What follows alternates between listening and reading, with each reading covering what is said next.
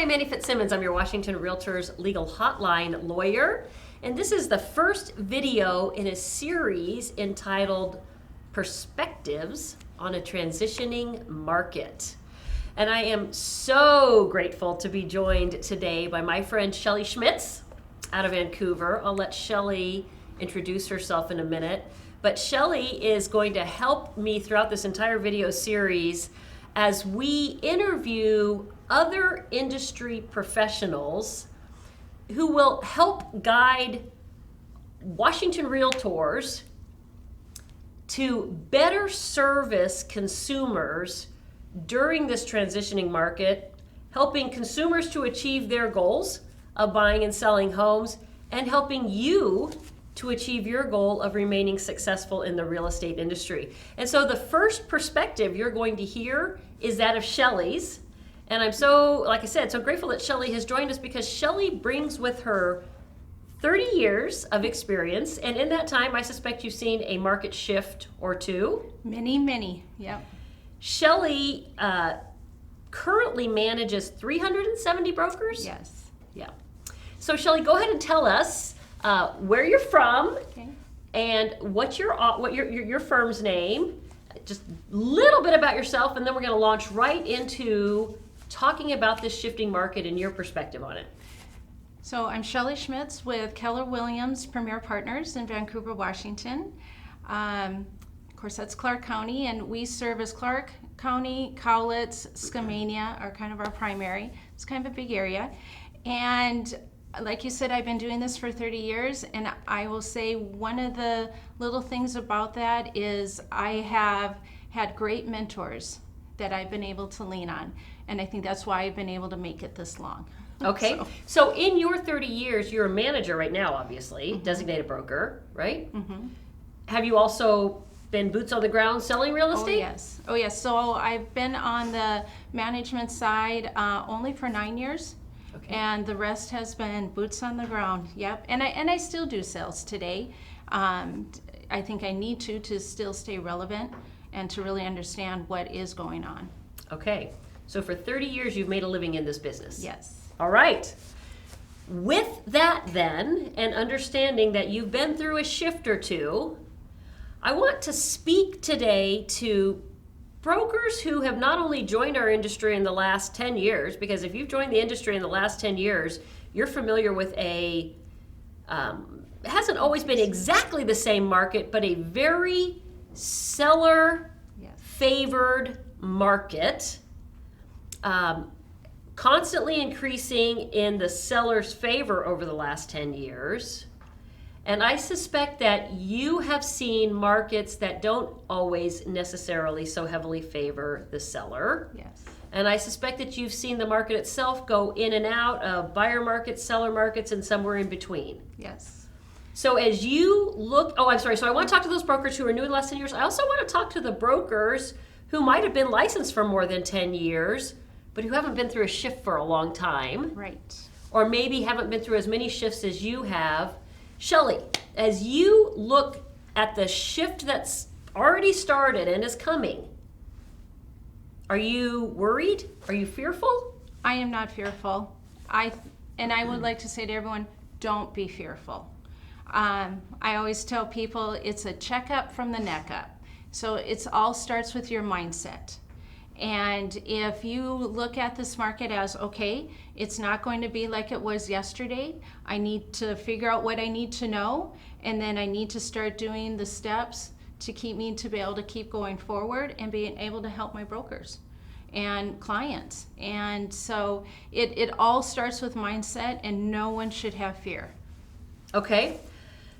What do you think is the best tool for a broker to overcome the fear? What does a broker need to do in order to know that they can face the market every day with confidence? They need to surround themselves with people who have been through a shift.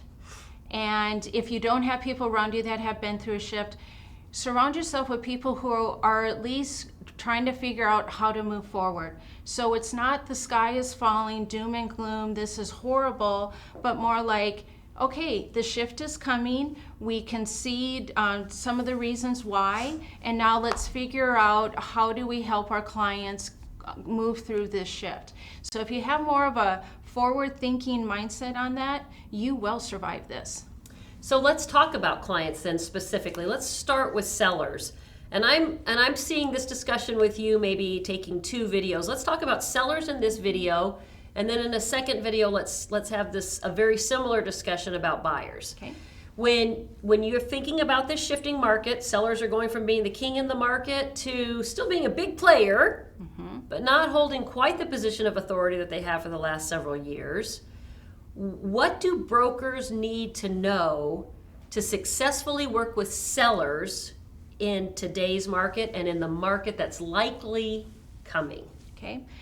First thing is you need to know how to price a home. Pricing a home today is not like how we did it yesterday. So you need to understand how to price a home properly, and then how to look at the market and explain it to a seller. Because you can have a lot of knowledge, but you also have to know, how do I share my knowledge to where my client understands so that they can make good decisions.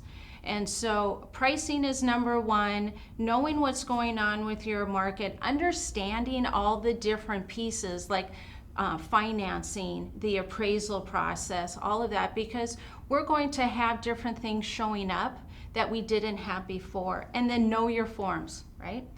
It is so important to understand the forms. We are now seeing forms that we didn't use much before. We are now seeing more of that. And you need to understand from the seller side, if a buyer sends you this form, how does this work? And is this good for the seller? Okay, so let's break this down a little bit. You started out by talking about pricing and how important it is for the broker to understand pricing. When you meet with the seller today, does the seller sometimes bring baggage into that conversation? You know, my neighbor sold their property, looks a lot like mine just a year ago, and it sold for more than you're telling me my property's worth, or it sold, you know, the day it hit the market, or anything like that? Yes. So one of the first things you should be talking to sellers about is what is your understanding of our market? Get a feel for where they're at with, because they may still think we're in the market we had in March. And so once you know what they're thinking, then you can explain to them, here's what it is today, and just really help them understand also how we got here. So you can say that prices are leveling or prices are starting to go down, but they always want to know the why in it. And if they don't know the why, it's going to be too hard for them to make good decisions. They're going to want yesterday's prices. Okay. And you can explain that only if, going back to what you said, if you know how to price. So you've got to be able to know your own market so that you can give them the data they need to understand why you're giving them the numbers you're giving them. Is that right? Correct. And with knowing your market, you should know how many listings are coming on, maybe weekly or daily, how many homes are going pending, your average days on market, and what does that mean to them? How many months of inventory do we have? All the things that brokers talk about, you should be sharing with your client. And then at times you may have to give them the definition too, because we kind of use terminology that they may not be familiar with. But the better educated your client is, the better the decisions you and your client can make, and it's probably going to be a smoother transaction. Okay, so I want to pick up 2 things from here. It sounds to me like you're saying you want to help set expectations for your seller. Yes. But I also, here's another thing that I just heard you saying. A broker in today's market might have to work harder than they had to work in the previous market. Yes. And what I'm saying about, what I'm meaning by that with this particular statement, and I'm guessing this might become a theme as we move through this series. But what I just heard you say is you know, in yesterday's market, seller just had to list their house and they were going to get, in most markets, and if the property was priced properly, they're going to get most likely multiple offers. What I just heard you say is that the broker is going to have to do a lot more work going in to make sure that that seller not only prices property, but understands how and why what's likely to happen is going to happen.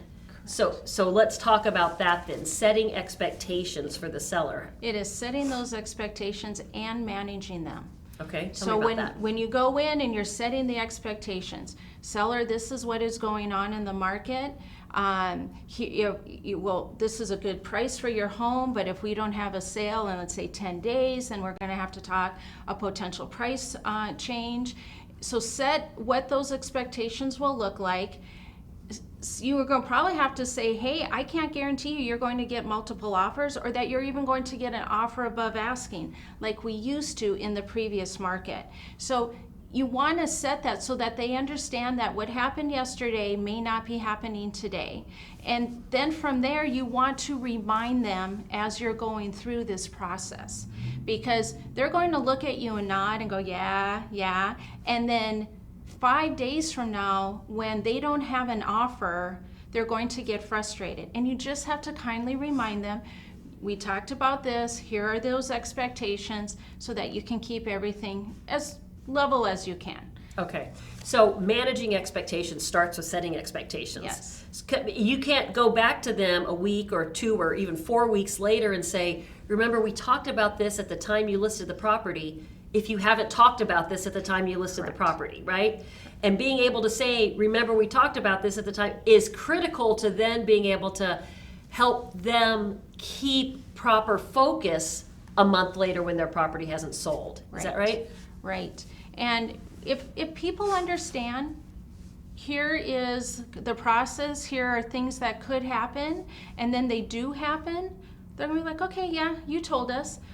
But if you say this could happen and it doesn't, they're that story that had multiple offers, sold above asking, because that's still out there.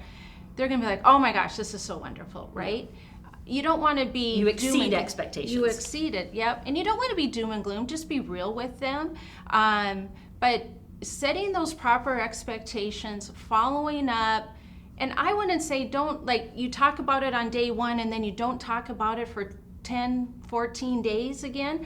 You need to keep lightly revisiting that. So wait a minute, Shelly, I'm sorry. I don't want to lose this, and I have a tendency to lose a train of thought. You don't want to be doom and gloom. I think that what you just said is so important. If somebody's trying to win the listing and they go and they say, oh, the market, they're not going to get that listing, right? Right. So what you're saying is a broker's got to find the perfect marriage between setting expectations, realistically setting expectations, but also encouraging and being enthusiastic with the seller about the prospect of getting their home sold. Here's why I'm the best broker in the marketplace to help you sell your home. Yes, the market today isn't what it was yesterday, but we're going to embrace the market as it stands. And you can do that if you've got the background and the data, the information, knowledge is power, that kind of thing, right? And I think that's key. Knowledge is power. When you have knowledge, you will not have fear and you will be confident. And a client wants a confident person in front of them. Okay. And when I say confident, though, I'm not talking cocky. I'm just saying you're relaxed. You're like, you know what? We can do this, right? Here's how it works. And it is so important that when understanding also our market, that we are still in a seller's market. And yet it is a better market for the buyer today, but we're still in a strong seller's market. It's a better market than it used to be for the buyer. Yes. But it's still a seller's market. It's still a seller's market. Okay. There's a lot of positive out there in our market. This is not the sky is falling. This is not 2008. Right. So we are not there. And I don't think most forecasters think we're going there. No, I would hope not. I even look at it, and I'll just kind of throw this out, but I've had people say prices could go down 20%, 30%. And I'm like, well, let's just say they did that. That's 2019, 2020. Those are good years, right? So to me, once again, that's another reason why there's no fear. Because even when we do go backwards, if you're going to call it that, it was still good. The market went up so much that if we come down a little bit, we're still good. Help sellers understand that that's still not a scary thing. Okay, before we leave this conversation with sellers, you've talked about pricing, you've talked about a lot of the initial expectation setting and managing the expectations. Is there a conversation you need to have with sellers up front about what may happen in the negotiations? Are negotiations today looking something different than they did in the past market. Yes, so thank you for that. So we are taking buyer-sell contingencies now, right? Those are coming in. A buyer's like, I will buy your home, but I do have to sell mine. In the past, last couple of years, sellers weren't needing to take those because we had cash offers, or people at least didn't have that contingency. Now we're seeing more people with that contingency. So sellers, this is how this works. Okay, so as buyers gain some strength in the market, buyers are being more bold with the demands they're making in the transaction. Right. So I've always had to sell my home, but in the past I might not have included a home sale contingency to be more competitive, but now I want to protect myself in the transaction. I'm going to include my home sale contingency because I believe there's the potential that I'm going to be competing against fewer, even no buyers in this Correct. transaction. Closing costs. We're now starting to see that a bit. Buyers are like, hey seller, I'll pay you that price, but can you help me with my closing costs? We didn't even have that hardly in March. We are seeing them coming in with different terms, and they're not bad terms. These are actually, for us old timers, these are actually terms that are everyday terms for us, Yeah. right? We're kind of becoming a little bit more normal. But if you're not familiar with this, you need to know how this works in the forms. I had a broker come to me a couple weeks ago and goes, I've never had to ask for closing costs. My buyer wants to do that. Where do I find that in the forms again? It's that kind of stuff. So you want to kind of refresh on That's how okay. that all I had a is. designated broker in the Seattle area ask me if I could teach to his firm how to use an inspection contingency, because he has brokers in the firm who have been selling for several years who have never used an inspection contingency. Yeah. So you're right. It's much more normal over the history of the industry for buyers to include inspection contingencies and even ask for closing costs and home sale contingencies when necessary. Okay, Shelly, I want to wrap this video. Let's come back in the next video and have the same conversation about buyers and how brokers can work with buyers in this shifting market with confidence and to achieve success. Perfect. If you have questions on this topic or any other, please visit warealtor.org, follow the link to the Legal Hotline, and ask me a question. Thank you for being a Washington REALTORS member.